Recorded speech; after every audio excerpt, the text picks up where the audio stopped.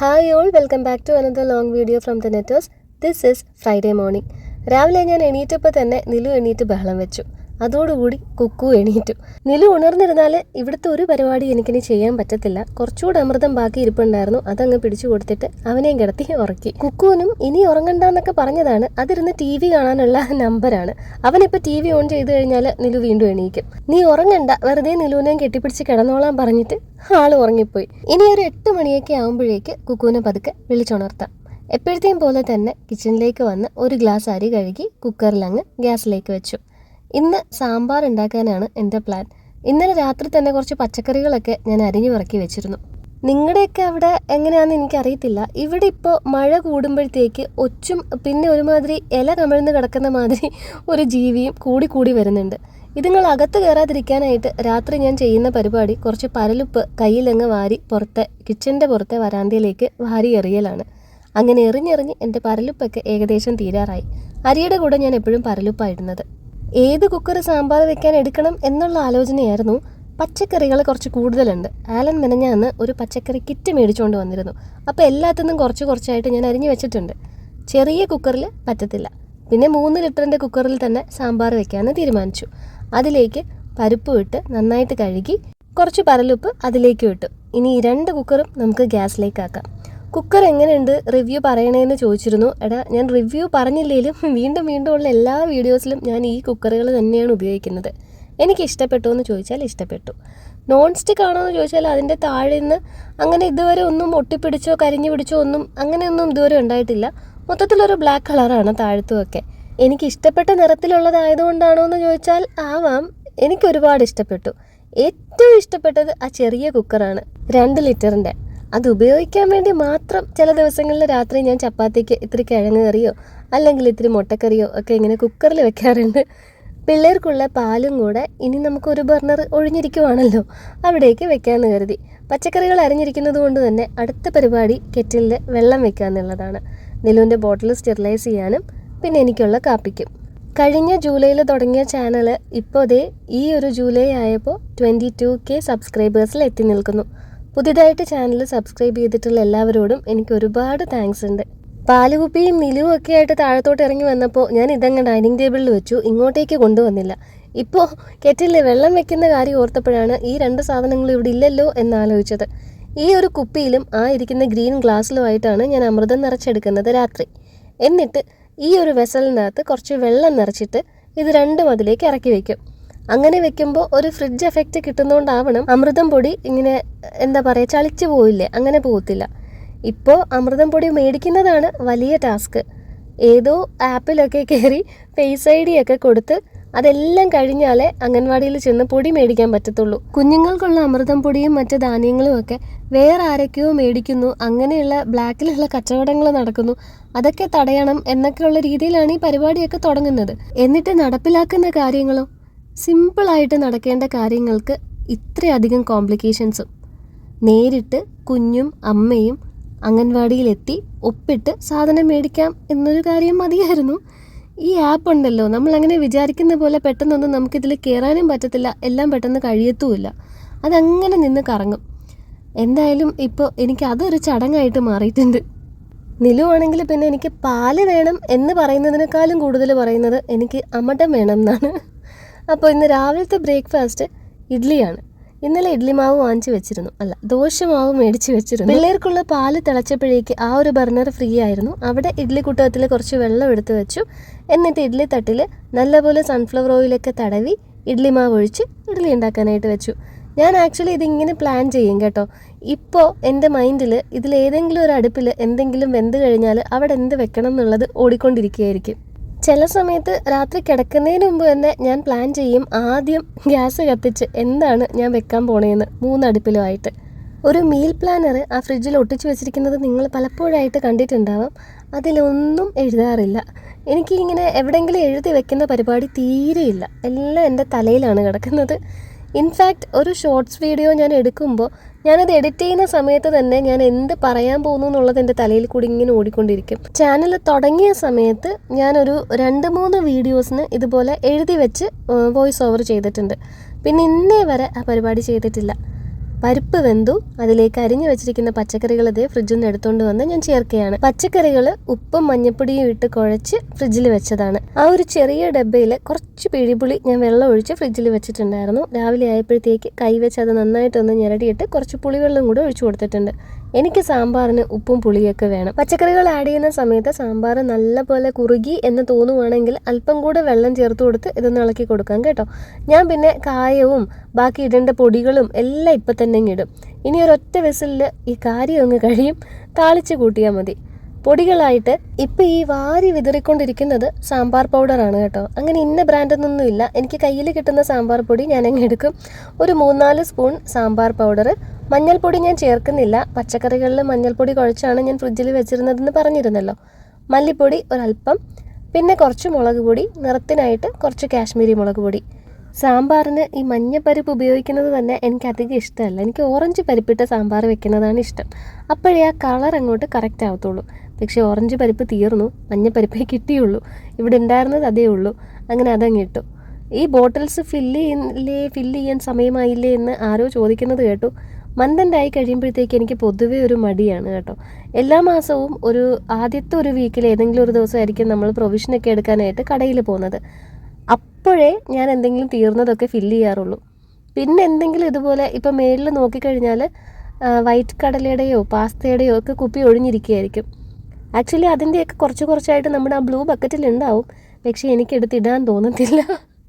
അതൊരു മാസം തുടങ്ങുമ്പോഴത്തേക്ക് ഞാൻ ചെയ്യുന്ന എന്തോ ഒരു കാര്യമായിട്ട് എൻ്റെ തലയിൽ അങ്ങനെ അങ്ങ് ഇരിക്കുക. അതെനിക്ക് അങ്ങനെയേ ചെയ്യാൻ പറ്റൂ. ചില സമയങ്ങളിൽ എണ്ണ പോലും ഞാൻ കുപ്പിയിൽ ഫില്ല് ചെയ്ത് വെക്കാറില്ല. പാക്കറ്റിൽ അങ്ങനെ എടുത്ത് വെച്ചിരിക്കും. എന്നിട്ട് അടുത്ത മന്ത് തുടങ്ങുമ്പോൾ റീഫില്ലിങ്ങിൻ്റെ കൂടെ എല്ലാം ചെയ്യും. നിങ്ങളിൽ പലരും കരുതുന്ന പോലെ ഞാൻ എപ്പോഴും അങ്ങനെ ഓടി നടന്ന് പണിയെടുക്കുന്ന ആളൊന്നുമല്ല. ചില കാര്യങ്ങളിൽ എനിക്ക് ഭയങ്കര മടിയാണ്. ആ കാര്യങ്ങളിൽ ഞാൻ അങ്ങനെ തന്നെയായിരിക്കും. ഞാൻ എത്രയൊക്കെ മാറ്റാൻ ശ്രമിച്ചാലും അതിലൊന്നും എനിക്കൊരു മാറ്റവും വരത്തില്ല. പക്ഷെ ചില കാര്യങ്ങൾ, കുക്കിംഗ്, എനിക്കത് ഇഷ്ടമാണ്. അതുകൊണ്ടാണ് ഞാൻ വളരെ എന്തൂസിയാസ്റ്റിക്കായിട്ട് കുക്ക് ചെയ്യുന്നത്. അപ്പോൾ ഇതേ ഇഡ്ഡലിയായി. ആ ഒരു ബർണർ നേരത്തെ പറഞ്ഞ പോലെ ഫ്രീ ആയപ്പോൾ ചിക്കൻ പൊരിക്കാനായിട്ടുള്ള പാൻ ഞാൻ അതിലേക്ക് വെച്ചു. ചിക്കൻ മാരിനേറ്റ് ചെയ്തത് ഫ്രിഡ്ജിൽ ഇരിപ്പുണ്ട്. വെളിച്ചെണ്ണയുടെ വില ഇങ്ങനെ കുതിച്ച് കയറുന്നത് കൊണ്ട് മീനും ചിക്കനും ഒക്കെ സൺഫ്ലവർ ഓയിലിൽ പൊരിക്കണം എന്നാണ് അമ്മ പറഞ്ഞേക്കുന്നത്. പക്ഷേ ചിക്കനൊക്കെ വെളിച്ചെണ്ണയിൽ പൊരിക്കുന്നതാണ് അതിൻ്റെ ഒരു ടേസ്റ്റ്. മീനും അതെ, എനിക്ക് മീൻ സൺഫ്ലവർ ഓയിലിലോ വേറെ ഒരു ഓയിലിലും പൊരിക്കുന്നത് എനിക്ക് അത്ര ഇഷ്ടമല്ല. ആ ടേസ്റ്റും വരില്ല, ആ ഒരു മണവും കിട്ടത്തില്ല. ചിക്കൻ പീസസ് കുറച്ച് വലിപ്പമുള്ളതായതുകൊണ്ട് അഡ്ജസ്റ്റ് ചെയ്യാൻ ഇത്തിരി ബുദ്ധിമുട്ടുണ്ടായിരുന്നു. പിന്നെ എല്ലാം കൂടെ തട്ടിക്കൂട്ടി അങ്ങ് വെച്ചു. ചിക്കൻ വറുക്കുമ്പോൾ തീ ഞാൻ ലോ ടു മീഡിയം അങ്ങനെ ഒരു ഫ്ലെയിമിലേ വെക്കത്തുള്ളൂ. സ്ലോ ആയിട്ട് അത് മുരിഞ്ഞ് വരുമ്പോഴാണ് അതിൻ്റെ ഒരു ടേസ്റ്റ്. അതിങ്ങനെ ജ്യൂസി ആയിട്ടിരിക്കും. കറുമുറ അങ്ങനെ വറുത്തെടുക്കണത് എനിക്കിഷ്ടമല്ല. ഈ ചിക്കൻ 65 ഒക്കെ കഴിക്കുമ്പോൾ ഞാൻ ആലോചിക്കും ഇത് കുറച്ചുകൂടെ ഒന്ന് ടെൻഡർ ആക്കായിരുന്നു എന്ന്. അത് പിന്നെ എണ്ണയിലൊക്കെ മുക്കി പൊരിക്കുന്നതുകൊണ്ടാണ്. നമ്മളിങ്ങനെ ഷാലോ ഫ്രൈ ചെയ്തെടുത്താലും നല്ലൊരു ടേസ്റ്റിൽ ജ്യൂസി ആയിട്ട് ചിക്കൻ കിട്ടും. ഈ പറഞ്ഞ പോലെ തീ ഒന്ന് കുറച്ച് വെച്ച് കുറച്ചധികം നേരം അതങ്ങനെ അങ്ങ് വെച്ചിരുന്നാൽ മതി. 2 തട്ടിഡലി 8 ഇഡലി കറക്റ്റാണ് ഞങ്ങൾക്ക്. ആലൻ ബ്രേക്ക്ഫാസ്റ്റ് കഴിക്കാനായിട്ടില്ല. ഞങ്ങൾ കഴിച്ച് കഴിയുമ്പോഴത്തേക്ക് മിക്കവാറും 2-3 ഇഡലി അതിൽ ബാക്കി ഉണ്ടാവും. നിലൂന് അമ്മ വന്നിട്ട് അതങ്ങ് വാരിക്കൊടുക്കും. പിള്ളേർക്കുള്ള പാലൊക്കെ ഞാൻ ഒഴിച്ചു വെച്ചു. അതങ്ങനെ എടുത്ത് മാറ്റി വെച്ചിരുന്നു കേട്ടോ. ഇപ്പോൾ ഞാൻ ഈ വെള്ളത്തിലോട്ട് പാൻ ഇറക്കി വെക്കുന്ന പരിപാടി നിർത്തി. ഞാൻ അങ്ങനെ ചെയ്ത് ആ ഒരു സോസ് പാൻ്റെ സ്ക്രൂ ഫുള്ളങ്ങ് തുരുമ്പടിച്ചു. കൊച്ചുപപ്പ ഇപ്പോൾ സ്ക്രൂ മാറ്റി തന്നിട്ടാണ് പാൻ അങ്ങനെ ഇരിക്കുന്നത്. ഇനിയിപ്പോൾ തൽക്കാലം പരിപാടികളൊക്കെ ഒതുങ്ങിയ സ്ഥിതിക്ക് നമുക്ക് പോയി കോഫി കുടിച്ചിട്ട് വരാം.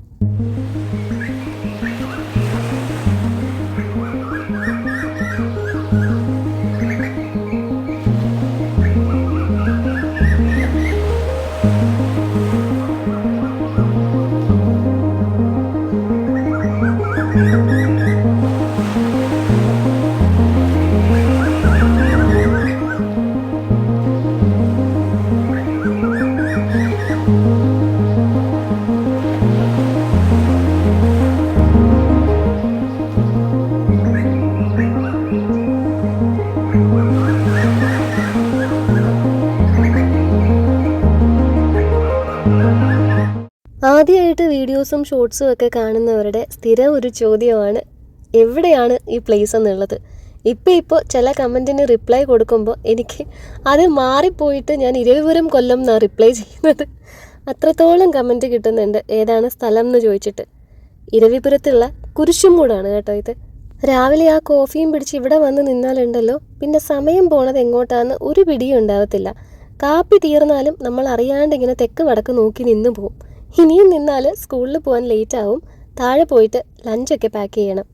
എഗ് സ്റ്റീമറിലേക്ക് കുക്കൂന് ലഞ്ചിന് കൊണ്ടുപോകാനുള്ള കാടമുട്ട എടുത്ത് വെക്കാം. ഇപ്പോൾ ഞാൻ അങ്ങനെ വെള്ളമൊന്നും ഇതിൽ മെഷർ ചെയ്തല്ല കേട്ടോ ഒഴിക്കുന്നത്. എനിക്കിപ്പോൾ ഒരു കൈയളവായതുപോലെയാണ്. ഗ്ലാസ്സിൽ ഒരു ഇത്തിരി വെള്ളം എടുത്തങ്ങ് ഒഴിക്കും. അതിൻ്റെ മെഷറിംഗ് കപ്പ് ദേ ആ കപ്പ് സ്റ്റാൻഡിൽ കമന്നിരിപ്പുണ്ട്. ഇതിൽ എഗ്ഗൊക്കെ ഒന്ന് സെറ്റ് ചെയ്ത് വെച്ചിട്ട് വേണം ഡോറൊക്കെ തുറന്ന് ലൈറ്റൊക്കെ ഇടാനായിട്ട്. എനിക്ക് രാവിലെയും എസ്പെഷ്യലി സന്ധ്യയ്ക്കും ഇങ്ങനെ വീട്ടിലുള്ള പ്രത്യേകിച്ച് കിച്ചണിലുള്ള വോം ലൈറ്റ്സ് മാത്രം ഇടാനായിട്ടാണ് ഇഷ്ടം. പിന്നെ പ്രത്യേകിച്ച് രാവിലെ കിച്ചണിൽ ഈ ലൈറ്റും ഒക്കെ ഇട്ട് ഡോറൊക്കെ തുറന്നു കഴിഞ്ഞാൽ നേരം പെട്ടെന്ന് വെളുത്തതുപോലെ എനിക്ക് തോന്നും. ഞാൻ ലേറ്റായി പോയിക്കൊണ്ടിരിക്കുന്നു എന്നൊരു ചിന്ത ഇങ്ങ് വരും.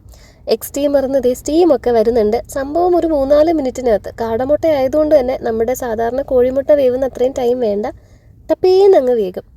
സാമ്പാറിൻ്റെ കഷ്ണങ്ങളും പരിപ്പും ഒക്കെ വെന്തിട്ടുണ്ട്. എപ്പോഴത്തേതിനേക്കാളും ഇത്തിരി നീണ്ടുപോയിട്ടുണ്ട്.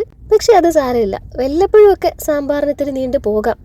പിന്നെ ഇത് ഞാൻ എന്തായാലും ഈ ഒരു ബൗളിലോട്ട് ഒഴിക്കുമ്പോൾ തന്നെ നിങ്ങൾക്ക് മനസ്സിലാവുമല്ലോ, ഈ ബൗൾ ഇങ്ങനെ ഒരു 2 ദിവസമെങ്കിലും ഫ്രിഡ്ജിലിരിക്കും. ഞാൻ സാമ്പാർ ഉണ്ടാക്കുമ്പോൾ കുറച്ച് അധികം ഉണ്ടാക്കും. ഇവിടെ ആലന് ഞാൻ പട്ടരം എന്നൊക്കെ ഇടയ്ക്ക് കളിയാക്കി വിളിക്കും. ആലനെ ചെന്നൈയിലാണ് പ്രസവിച്ചതൊക്കെ. അവിടെ ഒരു മധുവമ്മയാണ് ആലനെ വളർത്തിയത്. അതുകൊണ്ട് സാമ്പാർ ഉണ്ടെങ്കിൽ നല്ലപോലെ ചോറ് കഴിക്കും. കുക്കു ആലനെ പോലെ ഇരിക്കുന്നു എന്ന് നിങ്ങൾ പറയത്തില്ലേ, സ്വഭാവത്തിലും അങ്ങനെ തന്നെയാണ്. സാമ്പാറും മീൻ വറുത്തതും സാമ്പാറും ചിക്കൻ പൊരിച്ചതും ഒക്കെ ആയിട്ട് അവന് നല്ല രീതിക്ക് ചോറ് കഴിക്കും. നിലിമ പിന്നെ എന്നെ പോലെ ആയതുകൊണ്ട് എന്തും നല്ല പോലെ കഴിക്കും. അപ്പോൾ 2 ദിവസത്തേക്കുള്ള സാമ്പാറാണത്. പിന്നെ ഈ വീഡിയോ ഞാൻ എടുക്കുന്നത് ഒരു ഫ്രൈഡേ ആണ്. സാറ്റർഡേ വർക്കിംഗ് ഡേയും കൂടെയാണ്. സാമ്പാർ ഫ്രിഡ്ജിൽ ഇരിപ്പുണ്ടെങ്കിൽ അത്രയും ആശ്വാസം. ചിക്കനൊക്കെ ഞാൻ മറിച്ചിടുന്നുണ്ട്. ഈ ഞാൻ ഉപയോഗിക്കുന്ന സ്പാറ്റുള്ള അത് സ്റ്റീലാണ്. പക്ഷെ അത് വെച്ച് ഞാൻ അതിൻ്റെ ബോട്ടമിൽ തൊടില്ല കേട്ടോ. ചിക്കൻ പീസസ് മാത്രം പിടിച്ച് തിരിച്ചിടും. ഈ സ്റ്റീൽ കരണ്ടിയൊക്കെ ഉപയോഗിക്കുമ്പോഴാണ് നമ്മുടെ പാത്രങ്ങളൊക്കെ പെട്ടെന്ന് ചീത്തയായി പോകുന്നത്, അതായത് സ്ക്രാച്ച് വീഴുന്നത്. പക്ഷേ ബാക്കിയുള്ള കരണ്ടികൾ കൊണ്ടൊന്നും നമുക്ക് ഈ ചിക്കൻ ഇങ്ങനെ എടുത്ത് തിരിച്ചു വെക്കാൻ പറ്റത്തില്ല. ഒന്നാമത് പാനിൽ തിക്കിത്തിരക്കിയാണല്ലോ അവരൊക്കെ കിടക്കുന്നത്. ഇനി സാമ്പാർ താളിക്കാനായിട്ട് വേറൊരു കടായി വെച്ച് അതിലേക്ക് വെളിച്ചെണ്ണ തന്നെയാണ് ഒഴിക്കുന്നത്. സാമ്പാറൊക്കെ താളിക്കുന്നതിനും വെളിച്ചെണ്ണയാണ് നല്ലത്. മോരിനുമൊക്കെ ഒരു ബസ് പോയ സൗണ്ട് ഇതിൻ്റെ ഇടയിൽ പെട്ടുമെന്ന് എനിക്കറിയത്തില്ല. ഇപ്പം പെട്ടു. വെളിച്ചെണ്ണ ഒഴിച്ച് കടുകിട്ട് കറിവേപ്പിലയും ചെറിയുള്ളിയും ചെറുതായിട്ട് അരിഞ്ഞതിട്ട് ഇത്തിരി കാശ്മീരി മുളക് പൊടിയും കൂടി ഇട്ട് നമുക്ക് സാമ്പാർ അങ്ങ് താളിച്ചെടുക്കാം. ഈ ചെറിയ പാനിൽ നേരത്തെ ഞാൻ കടായി എന്ന് പറഞ്ഞെന്ന് തോന്നുന്നു, വാട്ട് എവർ ഇറ്റ് ഈസ്, അതിൻ്റെ അകത്ത് താളിച്ചാലുണ്ടല്ലോ എണ്ണ ഒന്നും അതിൽ പറ്റിയിരിക്കത്തില്ല. നമ്മളിങ്ങനെ ചരിച്ചൊഴിക്കുമ്പോഴത്തേക്ക് ഒരു ഡ്രോപ്പ് പോലും ഇരിക്കാണ്ട് മൊത്തം അങ്ങ് വരും. അത് ഞാനിപ്പോൾ താളിക്കുമ്പോൾ കാണിച്ചു തരാം. എഗ്ഗ് റെഡി ആയിട്ട് അത് തനിയെ ഓഫായിരുന്നു കേട്ടോ. ഞാനിപ്പോൾ വന്നിട്ടാണ് എഗ്ഗ് എടുത്ത് വെള്ളത്തിലോട്ട് ഇട്ടത്. ഞാൻ പറഞ്ഞില്ലേ, ആ ഓയിലെല്ലാം ഇങ്ങനെ ഇങ്ങ് വരും. ഇനി നമുക്കൊന്ന് ചൂടുവെള്ളം ഒഴിച്ച് വിട്ടാലും മതി, അതങ്ങനെ കഴുകണം എന്നില്ല. പിന്നെ ഈ നോൺ സ്റ്റിക്ക് ഐറ്റംസൊക്കെ കഴുകുമ്പോഴത്തേക്ക് ഇട്ടുറയ്ക്കാതെ പതുക്കെ ഒന്ന് സോപ്പൊക്കെ വെച്ചിട്ടൊന്ന് തൊട്ടുരുമി കഴുകുന്നതായിരിക്കും അതിൻ്റെയൊക്കെ ലൈഫിന് നല്ലത്. പിന്നെ എല്ലാം ഓരോരുത്തരുടെ ഒരു ഇഷ്ടം അനുസരിച്ചാണ്. ചിലർ തുണി കഴുകുമ്പോൾ ഇങ്ങനെ ഒത്തിരി ഇങ്ങനെ പതഞ്ഞിരിക്കും. എന്ത് തുണിയാണ്, എന്ത് കളറിലെ തുണിയാണെന്ന് പോലും നമുക്ക് കാണാൻ പറ്റത്തില്ല. മൊത്തം പതയായിരിക്കും കയ്യിലും തുണിയിലും എല്ലാം. അതുപോലെ തന്നെയാണ് പാത്രം കഴുകുമ്പോഴും. അപ്പം അങ്ങനെ ജസ്റ്റ് ഒന്ന് തൊട്ടുരുമി കഴുകുമ്പോഴത്തേക്ക് അത് വൃത്തിയാവുന്നില്ല എന്ന് ഒരു തോന്നൽ ഉള്ള ആൾക്കാരാണെങ്കിൽ കുറച്ച് വെള്ളം നല്ല രീതിയിൽ തിളപ്പിച്ചിട്ട് ഈ നോൺ സ്റ്റിക്ക് പാത്രങ്ങളുടെ മേളിലേക്ക് ഒന്ന് ഒഴിച്ചാൽ മതി. പിന്നെ ഒരുപാട് പേര് ഞാൻ ഈ കിച്ചണിൽ കാണിച്ചിട്ടുള്ള പ്രോഡക്റ്റ്സ് ടാഗ് ചെയ്യുന്നത് കൊണ്ട് തന്നെ അത് മേടിച്ചിട്ടുള്ളതായിട്ട് എനിക്ക് കാണാൻ പറ്റും. ആരെന്തെന്നൊന്നും എനിക്ക് കാണാൻ പറ്റത്തില്ല കേട്ടോ. എത്ര എണ്ണം മേടിച്ചു എന്നൊക്കെ കാണാൻ പറ്റും. അപ്പോൾ നിങ്ങൾ ഇവിടെ ഈ കാണുന്ന പാത്രങ്ങളൊക്കെ മേടിക്കുന്നുണ്ടെങ്കിൽ ഈ പറഞ്ഞ കാര്യങ്ങളൊക്കെ ശ്രദ്ധിക്കണം. സ്റ്റീൽ കരണ്ടി, സ്റ്റീൽ ചട്ടുകം ഇതൊന്നും വെച്ചിട്ട് അതിൻ്റെ അകത്തൊന്നും ഇളക്കാൻ പാടില്ല. സിലിക്കോൺ അല്ലെങ്കിൽ വുഡൻ സ്പാറ്റുലാസ് ഉപയോഗിക്കണം. കഴുകുമ്പോഴും ശ്രദ്ധിക്കണം. നല്ല വെയിലത്ത് വെച്ച് ഉണക്കിയിട്ട് അല്ലെങ്കിൽ എവിടെയെങ്കിലും വെച്ച് വെള്ളം മുഴുവൻ മാറുന്നതിന് ശേഷം വേണം എടുത്ത് വെക്കാനായിട്ട്. അപ്പോൾ ഇനി എനിക്കും കുക്കൂനുമായിട്ടുള്ള ലഞ്ച് എടുക്കാം. 2 പേർക്കും ചോറും സാമ്പാറും ഒക്കെ തന്നെയാണ്. കുക്കുവിൻ്റെ പ്ലേറ്റിൽ കുറച്ചധികം സാധനങ്ങളൊക്കെ കാണും, പ്രൊട്ടീഷ്യസ് ആൻഡ് ന്യൂട്രീഷ്യസ് ആകാൻ വേണ്ടിയിട്ട്. അവൻ ഇഷ്ടപ്പെട്ട് കഴിക്കുന്ന പച്ചക്കറികൾ സെലക്ട് ചെയ്ത് ഞാൻ സാമ്പാറിൻ്റെ പീസസ് അവൻ്റെ പാത്രത്തിൽ വെച്ചിട്ടുണ്ട്. ചിക്കൻ ഫ്രൈയും 2 കാടമുട്ടയും. പിന്നെ കുറച്ച് ഫ്രൂട്ട്സ് ഇവിടെ മേടിച്ചിട്ടുണ്ട്. ഇനി ഇവൻ്റെ സ്നാക്സ് ബോക്സിലേക്ക് കുറച്ച് ഫ്രൂട്ട്സും കൂടെ വെക്കാമെന്നാണ് കരുതുന്നത്. കാരണം സാധാരണ ഇവൻ വീട്ടിൽ വന്നിട്ടാണ് ഫ്രൂട്ട്സ് കഴിക്കുന്നത്. സ്കൂളിൽ എല്ലാവരും ബിസ്ക്കറ്റാണ് മമ്മ എന്നൊക്കെ പറഞ്ഞിട്ടാണ് കൊണ്ടുപോകുന്നത്. പക്ഷേ കഴിഞ്ഞ 2 ദിവസം ലഞ്ചിന് കൊടുത്തുവിട്ട പച്ചക്കറികൾ തൊടാതെ ഇങ്ങ് തിരിച്ചു കൊണ്ടുവന്നതിൻ്റെ ഭാഗമായിട്ട് അവൻ്റെ സ്നാക്സ് ഞാൻ വൻ രീതിയിൽ ചേഞ്ച് ചെയ്തിട്ടുണ്ട്. പോരാത്തതിന് അലൻ്റെ വക എനിക്ക് വഴക്കം കിട്ടി. അവന് ഇഷ്ടമുള്ളത് മാത്രം ഞാനിങ്ങനെ കൊടുക്കാൻ നിന്ന് കഴിഞ്ഞാൽ അവനെ കൊണ്ട് ഒരു കാലത്തും ഇതൊന്നും കഴിപ്പിക്കാൻ പറ്റത്തില്ല എന്ന്. അങ്ങനെ കുറച്ച് വാട്ടർമെലൺ, ഒരു പ്ലം, പിന്നെ നട്ട്സൊക്കെ അവൻ കഴിക്കും കേട്ടോ. ഇതിന് മുമ്പ് നമ്മൾ ബിസ്ക്കറ്റ്സ് വെക്കുമ്പോഴും ഞാൻ ഈ ഹേസൽ നട്ട്സും പിസ്തയും ബദാമോ അല്ലെങ്കിൽ ഗ്രൗണ്ട് നട്ടോ എന്തെങ്കിലുമൊക്കെ അവന് വെക്കാറുണ്ട്. കുറച്ച് നട്ട്സും ഒക്കെ എടുത്ത് വെച്ചു. എനിക്കും വെച്ചിട്ടുണ്ട് കുറച്ച് നട്ട്സ്. പിന്നെ 2 പേർക്കും ഫ്രൂട്ട്സൊക്കെ കുത്തിയെടുത്ത് കഴിക്കാനായിട്ട് ഞാൻ ഓരോ ടൂത്ത് പിക്കും കൂടെ വെച്ചു. അങ്ങനെ നമ്മുടെ സ്നാക്സിൻ്റെയും ലഞ്ചിൻ്റെയും പാക്കിംഗ് ഒക്കെ കഴിഞ്ഞു. ഇനി ഇതെല്ലാം 2 കിറ്റിലാക്കി എടുത്ത് ടേബിളിൽ കൊണ്ട് വെച്ച് കഴിഞ്ഞാൽ കുക്കു സാറുമായിട്ടിരുന്ന് ബ്രേക്ക്ഫാസ്റ്റ് കഴിക്കാം. മേലയിൽ നിന്ന് ഇറങ്ങി വന്ന് കിച്ചണിലോട്ട് വരുന്നതിന് മുമ്പേ ഞാൻ അവനെ പോയി 2 തോണ്ടിയിരുന്നു. എന്നിട്ട് ഞാനങ്ങ് വെറുതെ പറയും 8:30 8 മണിക്കാണ് ഞാൻ വിളിക്കുന്നത്. എന്നിട്ട് 8:30 പറയും. എങ്കിലേ കാര്യങ്ങൾ പെട്ടെന്ന് നടക്കത്തുള്ളൂ. അവനാ എണീക്കുന്ന വാക്കിന് അങ്ങനെ വന്ന് ക്ലോക്കിൽ നോക്കാറൊന്നുമില്ല. നേരെ പോയി സുസുവൊക്കെ വെച്ച് മുഖം കഴുകി ബാത്റൂമിലൊക്കെ പോയിട്ട് അവൻ തന്നെ യൂണിഫോമൊക്കെ എടുത്തിട്ട് അങ്ങ് റെഡിയാവും. തലേന്ന് രാത്രി തന്നെ ഞാൻ എടുത്ത് കട്ടിലിൻ്റെ പുറത്ത് വെച്ചിട്ടുണ്ടാവും ഡ്രസ്സ് ഇടാനായിട്ടുള്ള യൂണിഫോമും കാര്യങ്ങളുമൊക്കെ. ടൈയും ID കാർഡും ഒക്കെ അവൻ തന്നെ ഡോറിൻ്റെ ബാക്കിൽ എല്ലാ ദിവസവും കൊണ്ട് തൂക്കിയിടും. അതുകൊണ്ട് രാവിലെ അത് തപ്പിപ്പോകണ്ട. ഇഡ്ഡലിയൊക്കെ നല്ല പൂ പോലെ വന്നിട്ടുണ്ട്. എനിക്കൊരു 3 ഇഡലി, കുക്കുവിനൊരു 2 ഇഡലി. 8 ഇഡലിയിൽ ബാക്കി എത്ര ഇഡലി ഉണ്ടെന്ന് നിങ്ങൾക്ക് ഊഹിക്കാമല്ലോ. അതാ ഡിഷിലുണ്ട്. അമ്മ വരുമ്പോൾ നിലുവിനും കൊടുക്കും. നിലു കൂടിപ്പോയാൽ 1 ഇഡലിയൊക്കെ എങ്ങനെയെങ്കിലും കഴിക്കും. അവൻ ഈ പാലും കൂടെ രാവിലെ എണീറ്റ് കുടിക്കുന്നത് കൊണ്ട്. പിന്നെ ബാക്കി ഇഡലി അമ്മയും കഴിച്ചോളും. ഞങ്ങൾ കഴിച്ചുകൊണ്ടിരുന്നപ്പോൾ തന്നെ അമ്മ എത്തി. നിലുവിനെ മേളിൽ കിടത്തിയിട്ട് ഞങ്ങൾ താഴെ വരുന്നത് അമ്മയ്ക്ക് ഇഷ്ടമല്ല കേട്ടോ. കൊച്ചിനെ ഒറ്റയ്ക്ക് കിടത്തിയോടി എന്ന് ചോദിച്ചിട്ടുള്ള ആ മുഖഭാവമാണ് നിങ്ങളിപ്പോൾ കാണുന്നത്. അവൻ ഒറ്റയ്ക്ക് കിടക്കാറൊക്കെ ആയി. അമ്മയ്ക്ക് അവൻ വലുതായെന്ന് അംഗീകരിക്കാൻ പറ്റാഞ്ഞിട്ടാണ്. ഞാൻ ഡ്രസ്സ് എടുത്ത് വെക്കുന്ന പോലെ കുക്കു എടുത്ത് വെക്കും. സ്കൂളിൽ നിന്ന് വരുമ്പോൾ ഇടാനുള്ള ബനിയനും പാൻറ്റുമാണ് അവിടെ ഇങ്ങനെ കിടത്തി വെച്ചേക്കുന്നത്. ലേറ്റ് ആയതുകൊണ്ട് സൺസ്ക്രീൻ അങ്ങനെ ഡോട്ട് ചെയ്തിടാനുള്ള സമയമൊന്നും ഇല്ലായിരുന്നു. വാരി അങ്ങ് തേച്ചിട്ട് ഇറങ്ങി. പിന്നെ ഇപ്പം ഇങ്ങനെയൊക്കെ പറഞ്ഞു കഴിഞ്ഞാൽ മുഖത്ത് എന്തൊക്കെയോ വാരി തേക്കുന്നു എന്നും പറഞ്ഞ് ചില പേറി കയറും. സൺസ്ക്രീൻ വാരി തേക്കാനുള്ള സാധനം തന്നെയാണ്. അഡ്വക്കേറ്റ് ആയിട്ടുള്ള ഒരു എമൗണ്ട് എടുത്താൽ മാത്രമേ സൺസ്ക്രീൻ പ്രോമിസ് ചെയ്യുന്ന തരത്തിലുള്ള ഒരു പ്രൊട്ടക്ഷൻ നിങ്ങൾക്ക് കിട്ടത്തുള്ളൂ. തൊട്ടും തടവി മോയ്സ്ചറൈസർ ഒക്കെ ഇടുന്നത് പോലെ യൂസ് ചെയ്യുന്നതിനേക്കാളും നല്ലത് സൺസ്ക്രീൻ ഉപയോഗിക്കാതിരിക്കുന്നതാണ്. ആൻഡ് യെസ്, നമുക്ക് ഇഷ്ടമുള്ളതുപോലെ സൺസ്ക്രീൻ നമുക്ക് മാറ്റി മാറ്റി യൂസ് ചെയ്യാം. ഒരു സൺസ്ക്രീനിൽ തന്നെ സ്റ്റിക്ക് ഓൺ ചെയ്യണം എന്നുള്ളത് it's just A marketing strategy. അപ്പോൾ നമുക്കിനി അടുത്ത വീഡിയോയിൽ കാണാം. Thank you for watching.